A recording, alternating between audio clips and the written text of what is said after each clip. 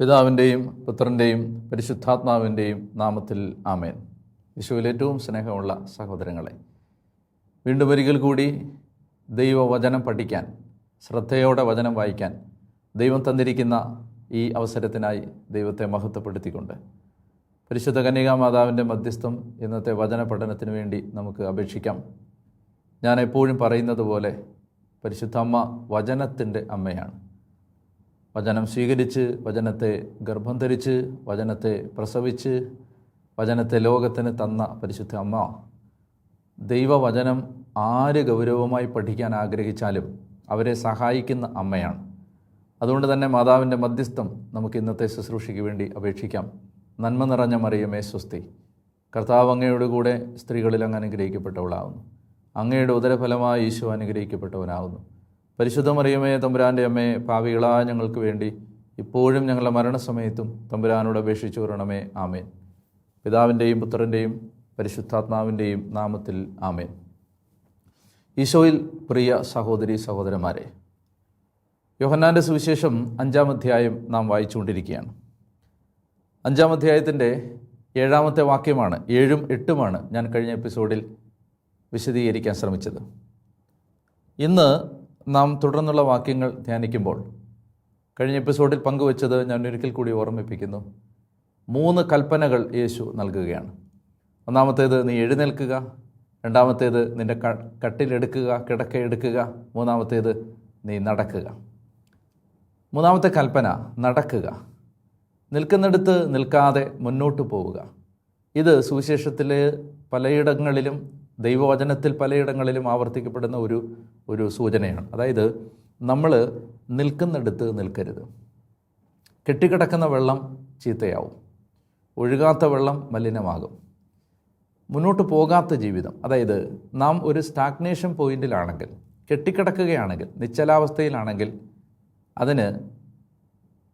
അതിൻ്റെ മുമ്പിലുള്ള ഏക സാധ്യത മലിനമാവുക എന്നത് മാത്രമാണ്. മുന്നോട്ട് പോകാതെ നിൽക്കുന്ന ഒരു ജീവിതത്തിൻ്റെ ഏക സാധ്യത താഴോട്ട് പോവുക എന്നത് മാത്രമാണ്, പിന്നിലേക്ക് പോവുക എന്നത് മാത്രമാണ്.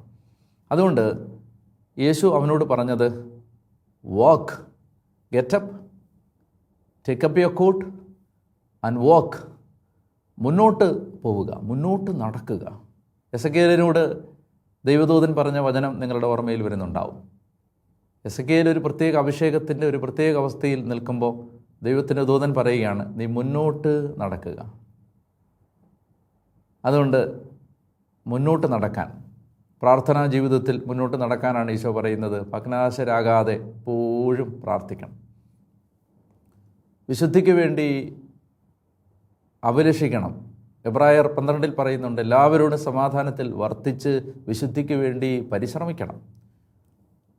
അതുപോലെ തന്നെ ഹെബ്രായ ലേഖനം 12 പറയുന്നുണ്ട്, നമുക്ക് ചുറ്റും സാക്ഷികളുടെ വലിയ സമൂഹമുള്ളതിനാൽ നമ്മെ വിഷമിപ്പിക്കുന്ന ഭാരവും പാപവും നീക്കിക്കളയാം. നമുക്കായി നിശ്ചയിച്ചിരിക്കുന്ന ഈ ഓട്ടപ്പന്തയം സ്ഥിരോത്സാഹത്തോടെ നമുക്ക് ഓടിത്തീർക്കാം. നമ്മുടെ വിശ്വാസത്തിൻ്റെ നാഥനും നമ്മെ പൂർണ്ണതയിലെത്തിക്കുന്നവനുമായ യേശുക്രിസ്തുവിനെ മുന്നിൽ കണ്ടുകൊണ്ട് വേണം നാം ഓടണം. പൗലോസ്ലീഹ പറയുന്നുണ്ട്, എൻ്റെ പിന്നിലുള്ളവയെ വിസ്മരിച്ച് എൻ്റെ മുന്നിലുള്ളവയെ ലക്ഷ്യം വെച്ച് ഞാൻ ഓടുകയാണ്, ഞാൻ മുന്നോട്ട് പോവുകയാണ്. അപ്പോൾ കർത്താവ് പറയുകയാണ്, നീ നടക്കുക. നീ ഇത്രയും നാൾ ഒരു പ്രത്യേക പോയിന്റിൽ കെട്ടപ്പെട്ട് കിടക്കുകയായിരുന്നു. മുന്നോട്ട് നടക്കുക, മുന്നോട്ട് പോവുക, പ്രത്യാശയോടെ മുന്നോട്ട് പോവുക. ഇതാണ് യേശു അവനോട് പറയുന്ന 3 കൽപ്പനകൾ. അപ്പോൾ 8-ാമത്തെ വാക്യമാണ്, യേശു അവനോട് പറഞ്ഞു, എഴുന്നേറ്റ് കിടക്കയെടുത്ത് നടക്കുക. അടുത്ത വാക്യം 9, അവൻ തൽക്ഷണം സുഖം പ്രാപിച്ച് കിടക്കയെടുത്ത് നടന്നു. യേശു ഒരു കാര്യം പറയുമ്പോൾ അത് അപ്പോൾ സംഭവിക്കുകയാണ്. അപ്പോൾ, അതായത് ഞാൻ ഒരു ചെറിയ ഉദാഹരണം ഈ സന്ദർഭത്തിന് വളരെ പ്രധാനപ്പെട്ടതായതുകൊണ്ട് ഞാൻ സുവിശേഷത്തിൽ നിന്ന് ചൂണ്ടിക്കാണിക്കുകയാണ്. അതായത് യേശു തളർവാദ രോഗിയെ സുഖപ്പെടുത്തുന്ന സമയത്ത് യേശു അവരോട് ചോദിക്കുന്ന ഒരു ചോദ്യമുണ്ട്. ആ ചോദ്യം ഇതാണ്, ഏതാണ് എളുപ്പം? ഈ മനുഷ്യനോട് നിൻ്റെ കിടക്കയെടുത്ത് നടക്കുക എന്ന് പറയുന്നതോ, അതോ മകനെ നിൻ്റെ പാപങ്ങൾ ക്ഷമിക്കപ്പെട്ടിരിക്കുന്നു എന്ന് പറയുന്നതോ, ഏതാണ് എളുപ്പം? യേശു ചോദിക്കുകയാണ്, ഏതാണ് എളുപ്പം? അവരതിന് മറുപടി പറയുന്നില്ല. നിങ്ങൾ ശാന്തമായി ഈ വചനം ഒന്ന് ആലോചിക്കുക. ഏതാണ് എളുപ്പം? ഈ കിടക്കയെടുത്ത് നടക്കുന്നതിനകത്ത് ഒരു ഗുണമുണ്ട്, ഒരു ആനുകൂല്യമുണ്ട്, അതിനൊരു മെച്ചമുണ്ട്.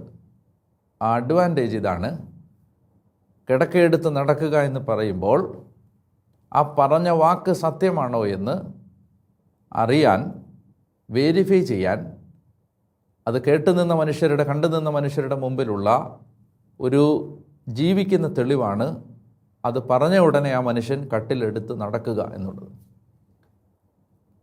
അപ്പോൾ പറഞ്ഞവനെ സംബന്ധിച്ച് എളുപ്പം കട്ടിലെടുത്ത് നടക്കുക എന്ന് പറയുന്നതാണ്. കാരണം അത് വേരിഫയബിൾ ട്രൂത്താണ്. അത് കണ്ടു നിൽക്കുന്നവർക്ക് സത്യമാണോ എന്ന് പരിശോധിക്കാൻ പറ്റുന്ന ഒരു വാചകമാണ്. അപ്പോൾ അതാണ് പറയുന്നത്. ഏതാണ് എളുപ്പമെന്ന് ചോദിക്കുമ്പോൾ ഞാൻ പറയുകയാണ്, കുറച്ചുകൂടെ എളുപ്പം ഏതാണ്? കിടക്കയെടുത്ത് നടക്കുക എന്ന് പറയുന്നതാണ്. കാരണം അത് പറയുമ്പോൾ ഈ സംശയിക്കുന്ന മനുഷ്യരുടെ മുമ്പിൽ ഈ പറഞ്ഞവന് താൻ പറഞ്ഞത് ശരിയാണെന്ന്, സാധുതയുള്ള കാര്യമാണ് എന്ന് തെളിയിക്കാനുള്ള ഡെമോൺസ്ട്രേഷനാണ് അപ്പോൾ ഈ രോഗി എഴുന്നേറ്റ് നടക്കുന്നത്. എന്നാൽ മകനെ, നിൻ്റെ പാപങ്ങൾ ക്ഷമിക്കപ്പെട്ടിരിക്കുന്നു എന്ന് പറയുമ്പോൾ അതിനകത്ത് പുറമേ വേരിഫൈ ചെയ്യാനൊന്നുമില്ല. കുമ്പസാരക്കൂട്ടിൽ ഞാൻ പാപങ്ങൾ ഏറ്റുപറയുമ്പോൾ എൻ്റെ പാപം കേട്ട് എനിക്ക് ആശീർവാദം തരുന്ന പുരോഹിതൻ, മകനെ, നിൻ്റെ പാപങ്ങൾ യേശു ക്ഷമിച്ചിരിക്കുന്നു എന്ന് പറയുമ്പോൾ ക്ഷമിച്ചോ ഇല്ലയോ എന്ന് വേരിഫൈ ചെയ്യാൻ എൻ്റെ മുമ്പിൽ ഒരു വഴിയുമില്ല. ഇവിടെ യേശു അത്ഭുതങ്ങൾ പ്രവർത്തിച്ചത് എന്തിനാണ് എന്നൊരു ചോദ്യത്തിന് ഞാൻ ഉത്തരം നൽകാൻ ശ്രമിക്കുകയാണ്. എന്തുകൊണ്ടാണ് സുവിശേഷ വേല യേശു അത്ഭുതങ്ങളിലും അടയാളങ്ങളിലും ആരംഭിച്ചത്? എന്തുകൊണ്ടാണ് സുവിശേഷ വേലയുടെ പ്രാരംഭഘട്ടങ്ങളിൽ അപ്പസ്തോലന്മാരെല്ലാം തന്നെ അത്ഭുതങ്ങളും അടയാളങ്ങളും പ്രവർത്തിക്കുന്നവരായി കാണപ്പെട്ടത്? വലിയ സനാതനമായ നിലനിൽക്കുന്ന ജീവിത സത്യങ്ങൾ, സ്വർഗത്തിൻ്റെ സത്യങ്ങൾ പഠിപ്പിക്കുന്ന പൗലോസ് അപ്പസ്തോലൻ അദ്ദേഹത്തിൻ്റെ ശുശ്രൂഷയിൽ ഉടനീളം ഒരു സ്ഥലത്ത് ചെല്ലുമ്പോൾ ആദ്യം സുവിശേഷത്തിൻ്റെ പ്രചാരത്തിനായി ആദ്യം എടുത്തുപയോഗിക്കുന്ന ദൈവിക കൃപാവരം രോഗശാന്തിയുടെയും അത്ഭുതങ്ങളുടെയും അടയാളങ്ങളുടെയും ആയിരുന്നു. സുവിശേഷങ്ങളുടെ ആദ്യ ഭാഗങ്ങളിൽ യേശുവിൻ്റെ പരസ്യ ജീവിതത്തിലുടനീളം ഏതാണ്ടൊരു പകുതി ഭാഗം മുഴുവൻ യേശു അത്ഭുതങ്ങളും അടയാളങ്ങളും പ്രവർത്തിച്ചാണ് ജനത്തിൻ്റെ ജീവിതത്തിൽ ഇടപെടുന്നത്. അപ്പോൾ ചോദ്യം ഇതാണ്: എന്തിനാണ് യേശു സുവിശേഷ വേലയുടെ ഈ പ്രാരംഭഘട്ടങ്ങളിൽ അത്ഭുതങ്ങളിലും അടയാളങ്ങളിലും ശ്രദ്ധിച്ചത്? അത്ഭുതങ്ങളിലും അടയാളങ്ങളിലും യേശു ശ്രദ്ധിച്ചതിൻ്റെ കാരണം, യേശു പറയാൻ പോകുന്ന നിത്യമായ കാര്യങ്ങൾ, യേശു പറയാൻ പോകുന്ന സനാതനമായ കാര്യങ്ങൾ ഈ ലോകത്തോട് പറയുമ്പോൾ അവർ വിശ്വസിക്കണമെങ്കിൽ അവരുടെ ജീവിതത്തിലെ വേരിഫൈ ചെയ്യാവുന്ന കാര്യങ്ങൾ യേശു പറയുമ്പോൾ സംഭവിക്കണം. നിൻ്റെ അന്ധനോട് നിൻ്റെ കണ്ണ് തുറക്കപ്പെടട്ടെ എന്ന് പറയുമ്പോൾ കണ്ണ് തുറക്കപ്പെട്ടാൽ ഒരാഴ്ച കഴിഞ്ഞ് യേശു അവനോട്, ഞാൻ നിൻ്റെ പാപങ്ങൾക്ക് വേണ്ടി കുരിശിൽ മരിക്കാൻ വന്ന ദൈവപുത്രനാണ് എന്ന് പറഞ്ഞാൽ അവൻ വിശ്വസിക്കും. കാരണം അവന് വിശ്വസിക്കാൻ അവൻ്റെ ജീവിതത്തിലെ വേരിഫൈ ചെയ്യാവുന്ന സത്യങ്ങളുണ്ട്, പരിശോധിക്കാവുന്ന സത്യങ്ങളുണ്ട്. അവൻ്റെ ജീവിതത്തിൽ യേശു പറയുന്ന ദൈവിക സത്യങ്ങൾ വിശ്വസിക്കുന്നതിന് അവനെ സഹായിക്കുന്ന, അവൻ്റെ ജീവിതത്തിലെ ഭൗതിക ജീവിതത്തിൽ ദൈവം ഇടപെട്ട വിഷയങ്ങളുണ്ട്. യേശു പറയുമ്പോൾ അത് സംഭവിക്കുമെന്ന് വിശ്വസിക്കാൻ അവൻ്റെ ജീവിതത്തിലെ ഭൗതിക ജീവിതത്തിലെ അത്ഭുതങ്ങൾ അവനെ സഹായിക്കും. നിങ്ങൾ നന്നായി എൻ്റെ കൂടെ ശ്രദ്ധയോടെ മുന്നോട്ട് വരണം. അപ്പോൾ യേശു അത്ഭുതങ്ങൾ പ്രവർത്തിച്ചത് മുഴുവൻ യേശു പറയാൻ പോകുന്ന സനാതന സത്യങ്ങളിൽ മനുഷ്യന് വിശ്വാസമുണ്ടാകാൻ വേണ്ടിയായിരുന്നു.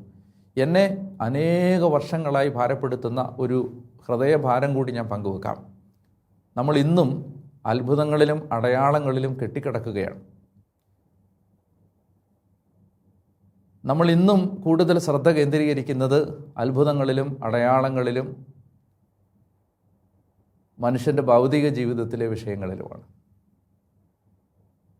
എനിക്ക് കേരള സഭയോട് പറയാനുള്ള, പങ്കുവെക്കാനുള്ള എൻ്റെ ഒരു ഹൃദയഭാരം, നമ്മൾ അതിൽ നിന്നൊക്കെ ഒരുപാട് മുന്നോട്ട് പോകേണ്ട കാലം എത്ര മുമ്പേ കഴിഞ്ഞതാണ്.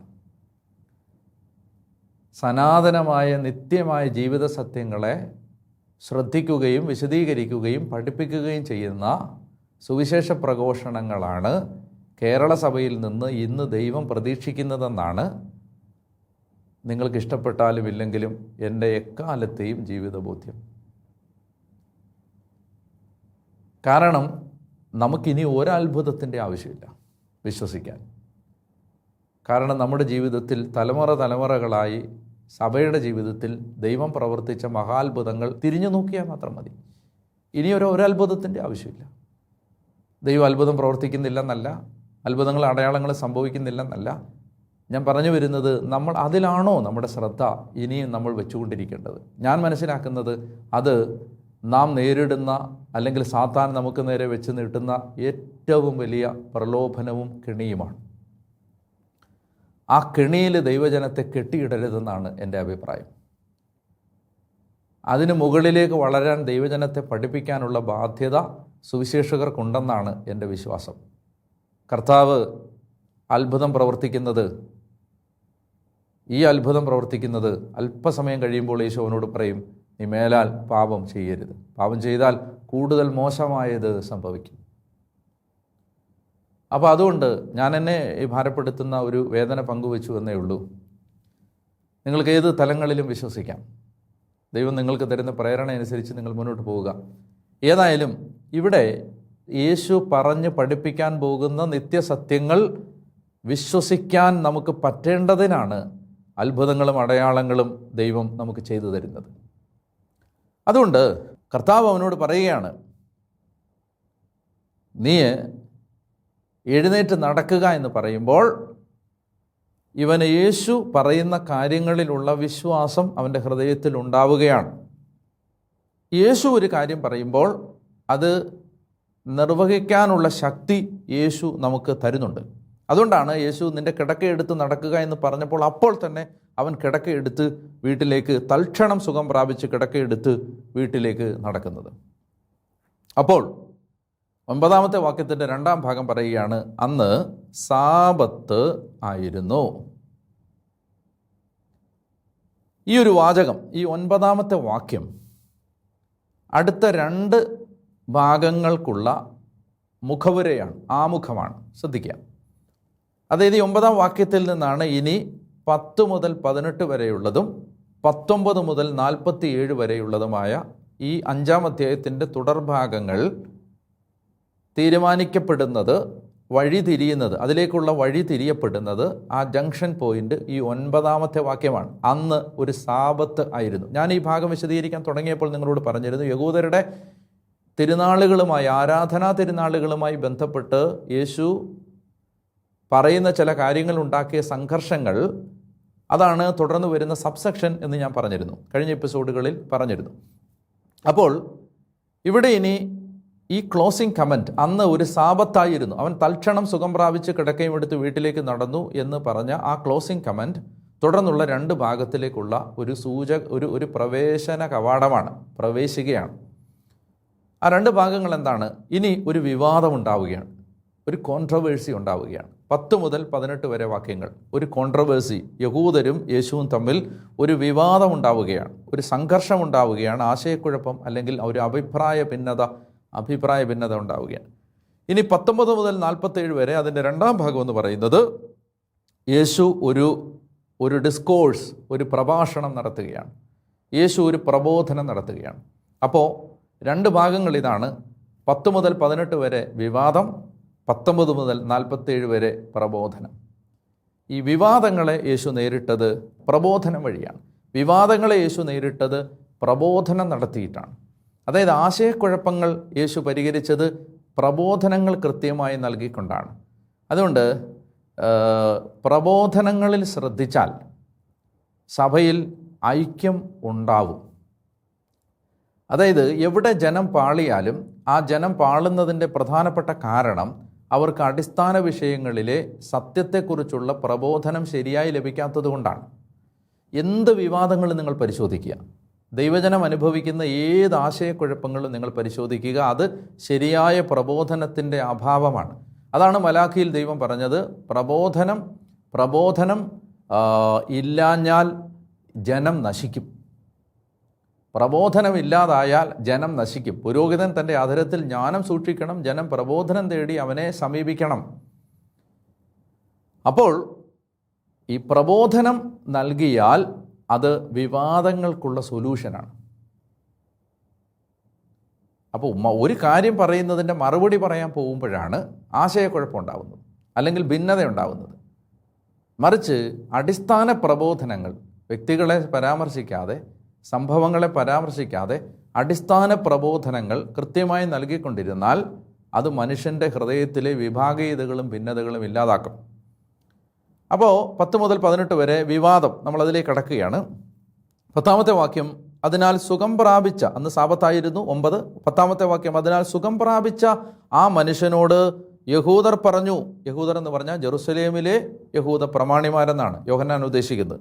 അതിനാൽ സുഖം പ്രാപിച്ച ആ മനുഷ്യനോട് യഹൂദർ പറഞ്ഞു, ഇന്ന് സാബത്താകയാൽ കിടക്ക ചുമക്കുന്നത് നിഷിദ്ധമാണ്. ഇന്ന് സാബത്താകുന്നത് കൊണ്ട് കിടക്ക ചുമക്കുന്നത് നിഷിദ്ധമാണ്. ഇത് പറഞ്ഞത് സത്യമാണ്.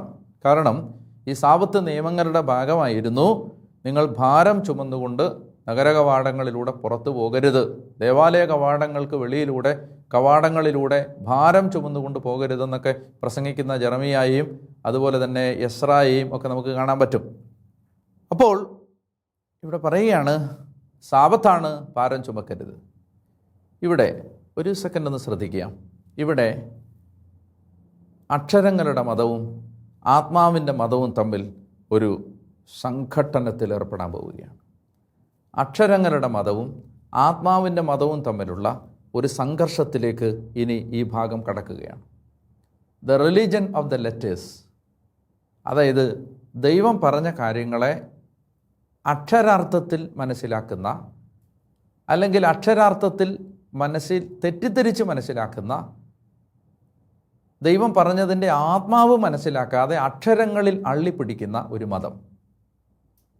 ഇതായിരുന്നു യേശു ഫരിസേയരെയും നിയമജ്ഞരെയും വിമർശിച്ചതിൻ്റെ ഏറ്റവും പ്രധാനപ്പെട്ട കാരണം. അതായത് നിങ്ങൾ പാത്രങ്ങളുടെ പുറം വൃത്തിയാക്കുന്നു, പക്ഷേ അകം അഴുക്ക് നിറഞ്ഞിരിക്കുന്നു. നിങ്ങൾ വെള്ളയടിച്ച കുഴിമാടങ്ങളാണ്. നിങ്ങൾ പുറത്തുള്ള വൃത്തിയിൽ ശ്രദ്ധിക്കുന്നു, പക്ഷേ അകത്ത് അശുദ്ധിയും തിന്മയുമാണ്. ഒരു മനുഷ്യൻ കൈ കഴുകാതെ ഭക്ഷണം കഴിക്കുന്നതിൽ നിങ്ങൾ അവനെ വിമർശിക്കുന്നു, എന്നാൽ നിങ്ങളുടെ ഉള്ളു നിറയെ തിന്മകൾ നിറഞ്ഞിരിക്കുകയാണ്. അപ്പോൾ ദൈവം വിശുദ്ധിക്ക് വേണ്ടി, ശുദ്ധിക്ക് വേണ്ടി കൽപ്പിച്ച പ്രമാണങ്ങളുടെ ആന്തരാർത്ഥങ്ങൾ തിരിച്ചറിയാതെ തുളസി, ചതകുപ്പ തുടങ്ങിയവയ്ക്ക് ദശാംശം കൊടുത്തിട്ട് വിധവകളുടെ ഭവനങ്ങൾ വിഴുങ്ങുകയും മാതാപിതാക്കളെ ദ്രോഹിക്കുകയും അവരുടെ സമ്പത്ത് പിടിച്ചു പറിക്കുകയും ഒക്കെ ചെയ്യുന്നത് തെറ്റല്ല എന്ന് വിചാരിക്കുകയും ചെയ്യുമ്പോൾ അക്ഷരങ്ങളിൽ അള്ളിപ്പിടിച്ചിട്ട് ആത്മാവിനെ കുഴിവെട്ടി മൂടുന്ന ഒരു മതത്തെയാണ് യേശു വിമർശിച്ചത്. ഇത് തന്നെ സമകാലിക ജീവിതത്തിൽ നമുക്കും സംഭവിക്കാൻ സാധ്യതയുണ്ട്. നീതിയും കാരുണ്യവും സ്നേഹവും എല്ലാം വിസ്മരിച്ചിട്ട് ചില നിയമങ്ങളിൽ മുറുകെ പിടിക്കുന്നവർ അക്ഷരങ്ങളുടെ മതത്തിൻ്റെ പിൻഗാമികളാണ്. അപ്പോൾ അതുകൊണ്ട് നമ്മൾ യേശു എന്തുകൊണ്ടാണ് ഈ മനുഷ്യനോട് സാബത്ത് ദിവസം അവൻ്റെ കിടക്കയെടുത്ത് വീട്ടിലേക്ക് പോകാൻ പറഞ്ഞത്, അല്ലെങ്കിൽ ആ സംഭവത്തിൽ എന്താണ് യേശുവിൻ്റെ സാധൂകരണം, അല്ലെങ്കിൽ യേശു ചെയ്തത് തെറ്റാണോ തെറ്റല്ലയോ, എന്തുകൊണ്ടാണ് യേശു അതിനെ ഈ സാബത്ത് നിയമങ്ങളെ റീറൈറ്റ് ചെയ്യുന്നത്? ഈ ചോദ്യങ്ങൾക്കുള്ള ഉത്തരം കണ്ടെത്താനായിട്ട് ഈ സാബത്ത് എന്തായിരുന്നു എന്ന് ഞാൻ വേഗം ഒന്ന് പരാമർശിക്കുകയാണ്. രണ്ട് പ്രാഥമിക ഉദ്ദേശങ്ങളാണ് സാബത്ത് ആചരണം നിഷ്കർഷിച്ചതിൻ്റെ പിന്നിലെ 2 പ്രേരക ഘടകങ്ങൾ ബൈബിൾ സൂചിപ്പിക്കുന്നത്. 2 വചനങ്ങൾ ഞാൻ വായിക്കുകയാണ്. ഒന്ന്, പുറപ്പാട് പുസ്തകം 20-ാം അധ്യായം 8 മുതൽ 11 വരെ. സാബത്ത് വിശുദ്ധ ദിനമായി ആചരിക്കണമെന്ന് ഓർമ്മിക്കുക. 6 ദിവസം അധ്വാനിക്കുക, നിന്റെ എല്ലാ ജോലികളും ചെയ്യുക. എന്നാൽ 7-ാം ദിവസം നിന്റെ ദൈവമായ കർത്താവിൻ്റെ സാബത്താണ്. അന്ന് നീയോ നിന്റെ മകനോ മകളോ ദാസനോ ദാസിയോ നിന്റെ മൃഗങ്ങളോ നിന്നോടൊത്ത് വസിക്കുന്ന പരദേശിയോ ഒരു വേലയും ചെയ്യരുത്. എന്തെന്നാൽ കർത്താവ് 6 ദിവസം കൊണ്ട് ആകാശവും ഭൂമിയും സമുദ്രവും അവയിലുള്ള സമസ്തവും സൃഷ്ടിക്കുകയും 7-ാം ദിവസം വിശ്രമിക്കുകയും ചെയ്തു. അങ്ങനെ അവിടുന്ന് സാബത്ത് ദിനത്തെ അനുഗ്രഹിക്കുകയും വിശുദ്ധീകരിക്കുകയും ചെയ്തു. അപ്പോൾ സാബത്ത് ആചരണത്തിൻ്റെ ഒന്നാമത്തെ പ്രിൻസിപ്പൽ മോട്ടീവ് എന്ന് പറയുന്നത് സകലത്തിൻ്റെയും, ഈ ഭൂമിയുടെയും പ്രപഞ്ചത്തിൻ്റെയും സകലത്തിൻ്റെയും സൃഷ്ടാവായ ക്രിയേറ്ററായ ദൈവത്തിൻ്റെ പരമാധികാരത്തെ മനുഷ്യൻ അംഗീകരിക്കുന്നതിൻ്റെ ആചരണമായിരുന്നു സാബത്ത്. അതുകൊണ്ടാണ് ദൈവകാര്യങ്ങളിൽ ഏർപ്പെട്ടുകൊണ്ട്, ദൈവത്തെ ആരാധിച്ചുകൊണ്ട്, ദൈവം ചെയ്തു തന്ന നന്മപ്രവൃത്തികൾ ഓർമ്മിച്ചുകൊണ്ട്, ദൈവത്തിൻ്റെ വിസ്മയനീയമായ പ്രവൃത്തികളെ ആഘോഷിച്ച് ആരാധിച്ചുകൊണ്ട് ജീവിക്കാൻ ദൈവം തന്ന സാബത്ത്. അപ്പോൾ അതായിരുന്നു സാബത്തിൻ്റെ ഒന്നാമത്തെ പ്രാഥമിക ഉദ്ദേശം. രണ്ടാമത്തേത് ഡ്യൂട്രോണമിയിലാണ്. നിയമാവർത്തനത്തിൽ 5-ാം അധ്യായം, ഡ്യൂട്രോണമി 5:14-15. നിയമാവർത്തനം 5:14-15. എന്നാൽ 7-ാം ദിവസം നിന്റെ ദൈവമായ കർത്താവിൻ്റെ സാബത്താണ്. അന്ന് ഒരു ജോലിയും ചെയ്യരുത്. നീയും നിന്റെ മകനോ മകളോ ദാസനോ ദാസിയോ കാളയോ കഴുതയോ മൃഗങ്ങളിൽ ഏതെങ്കിലുമോ നിന്റെ പട്ടണത്തിലുള്ള ഒരു പരദേശിയോ ഒരു ജോലിയും ചെയ്യരുത്. നിന്നെപ്പോലെ നിന്റെ ദാസനും ദാസിയും വിശ്രമിക്കട്ടെ.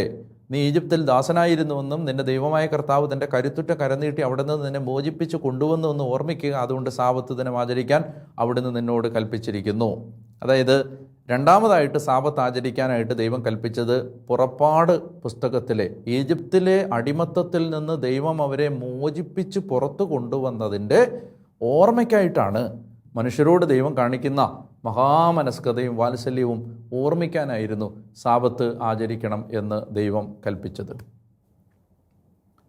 അതായത് ദൈവം സാബത്ത് ആചരിക്കാൻ ആവശ്യപ്പെട്ടതൊന്ന്, ദൈവത്തിൻ്റെ പരമാധികാരവും ദൈവത്തിൻ്റെ സ്രഷ്ടാവെന്ന സ്ഥാനവും ദൈവത്തിൻ്റെ സർവ്വപ്രപഞ്ചത്തിൻ്റെ മേലുള്ള അധികാരവും അംഗീകരിക്കാനും ദൈവം മനുഷ്യനോട് കാണിച്ച, മാനവരാശിയോട് കാണിച്ച കരുണയ്ക്ക്, മഹാമനസ്കതയ്ക്ക് നന്ദി പറയാനും ദൈവത്തിൻ്റെ കരുണ ഓർക്കാനുമായിരുന്നു സാബത്ത് ആചരിക്കാൻ ദൈവം ആവശ്യപ്പെട്ടത്. അതായത് തങ്ങൾക്ക് വേണ്ടി, ഇതൊന്ന് ശ്രദ്ധിക്കാമോ, തങ്ങൾക്ക് വേണ്ടി മാത്രം ജീവിക്കുന്ന ഒരു ജനം, സ്വാർത്ഥതയ്ക്ക് വേണ്ടി മാത്രം ജീവിക്കുന്ന ഒരു ജനം ദൈവത്തിലേക്കും സഹജീവികളിലേക്കും തിരിയാനുള്ള ക്ഷണമായിരുന്നു സാബത്ത്. ദൈവത്തിലേക്ക് തിരിയാനുള്ള ക്ഷണമായിരുന്നു ദൈവത്തെ ആരാധിക്കുക. സഹജീവികളിലേക്ക് തിരിയാനുള്ള ക്ഷണമായിരുന്നു അടിമത്വത്തിലും പ്രയാസത്തിലും കണ്ണുനീരിലും കഴിയുന്ന മനുഷ്യരോട് കരുണ കാണിക്കാനുള്ള ഒരു മനോഭാവം രൂപപ്പെടുത്തുക. അതുകൊണ്ട് ദൈവവുമായി ബന്ധപ്പെട്ട ജോലികൾ ചെയ്യാൻ സാബത്തിൽ അനുവാദമുണ്ടായിരുന്നു. അതുകൊണ്ടാണ് സാബത്തിൽ ദേവാലയത്തിലെ പുരോഹിതന്മാർ കാഴ്ചയപ്പം ഉണ്ടാക്കി, കാഴ്ചയപ്പം 12 അപ്പം, ആ തിരുസാന്നിധ്യ അപ്പം ആ ടേബിളിൽ ഒരുക്കി വെക്കുന്നതും ദേവാലയ ശുശ്രൂഷകൾ ചെയ്യുന്നതുമൊന്നും സാബത്ത് ലംഘനത്തിൻ്റെ ഭാഗമായിരുന്നില്ല. ദൈവവുമായി ബന്ധപ്പെട്ട, ദൈവത്തിൻ്റെ മക്കളുമായി ബന്ധപ്പെട്ട കരുണയുടെ പ്രവൃത്തികൾ ചെയ്യുന്നതിനും ആരാധനയുടെ പ്രവൃത്തികൾ ചെയ്യുന്നതിനും ദൈവം സൃഷ്ടിച്ച തിരുനാളായിരുന്നു സാബത്ത്. എന്നാൽ യഹൂദന്മാർ ചെയ്തതെന്താണ്? അതിനെ കുറേ നിയമത്തിൻ്റെ നൂലാമാലകളിൽ കെട്ടിയിട്ടിട്ട് ഒരു കപടഭക്തിയുടെയും മനുഷ്യരോടുള്ളൊരു വിരോധത്തിൻ്റെയും മനുഷ്യനോട് ഒരിക്കലും കരുണ കാണിക്കാതിരിക്കാനുള്ള നൂലാമാലകളിൽ സാബത്ത് നിയമങ്ങളെ രൂപപ്പെടുത്തിയെടുത്തു. അതുകൊണ്ട് കർത്താവിശ്വസിക സാബത്തിനെ ഒരിക്കൽ കൂടി റീഡിഫൈൻ ചെയ്ത് നമുക്ക് പറഞ്ഞു തരികയാണ്. ഒരു ജോലിയും ചെയ്യാതിരിക്കുന്നതല്ല സാബത്ത് ആചരണം, ഞായറാഴ്ച ആചരണം. മറിച്ച് ദൈവത്തെ ശ്രദ്ധിക്കുകയും ദൈവകാര്യങ്ങളിൽ ഏർപ്പെടാനും ദൈവത്തിൻ്റെ ജനത്തിൻ്റെ കണ്ണീരിൽ ഇടപെടാനുമുള്ള സന്ദർഭങ്ങളാണ് സാബത്ത് ആചരണത്തിൻ്റെ ഏറ്റവും മനോഹരമായ ഭാവം. അന്ന് സാബത്തായിരുന്നു. യഹൂദന്മാർ ചോദിക്കുകയാണ്, കിടക്കയെടുത്തുകൊണ്ട് നടക്കുന്നത് നിഷിദ്ധമല്ലേ? യേശു പറയാതെ പറയാൻ ശ്രമിക്കുന്നത് 38 കൊല്ലം തളർന്നു കിടന്ന ഈ മനുഷ്യനെ അവൻ്റെ അടിമത്തത്തിൻ്റെ ചങ്ങല പൊട്ടിച്ചെഴുന്നേൽപ്പിച്ച് പ്രതീക്ഷയുടെ ജീവിതത്തിലേക്ക് നടന്നു പോകാൻ അനുവദിക്കുന്നത് സാബത്ത് ലംഘനമല്ല. ഒരു മനുഷ്യൻ താൻ ഇത്രയും കാലം അടിമത്തത്തിലായിരുന്നുവെന്നും ആ അടിമത്തത്തിൽ തന്നെ ചുമന്നിരുന്ന കട്ടിൽ ഇന്ന് ആയാസമില്ലാതെ എടുത്തുയർത്താൻ മാത്രം തൻ്റെ ജീവിതത്തിൻ്റെ ബന്ധനങ്ങൾ അഴിഞ്ഞെന്നും ഈ ലോകത്തിൻ്റെ 4 ദിക്കുകളോടും ഈ സമസ്ത ലോകത്തോടും നാനാവിഭാഗത്തിലുള്ള മനുഷ്യരോടും വിളിച്ചു പറഞ്ഞുകൊണ്ട് നടന്നു പോകുന്നത് സാബത്ത് ലംഘനമല്ല എന്നാണ് യേശു പറയാൻ ശ്രമിച്ചത്. നിങ്ങളുടെ ജീവിതത്തെ ദൈവം അനുഗ്രഹിക്കട്ടെ എന്ന് ഞാൻ പ്രാർത്ഥിക്കുന്നു. നിയമത്തെ മുറുകെ പിടിക്കുന്നതിന്, അതിലെ നിയമത്തിൻ്റെ അക്ഷരങ്ങളെ അള്ളിപ്പിടിക്കുന്നതിന് പകരം നിയമത്തിൻ്റെ ആത്മാവിലേക്ക് കടക്കാൻ സുവിശേഷം നമ്മെ ക്ഷണിക്കുന്നുണ്ട്. പിതാവിൻ്റെയും പുത്രൻ്റെയും പരിശുദ്ധാത്മാവിൻ്റെയും നാമത്തിൽ ആമേൻ.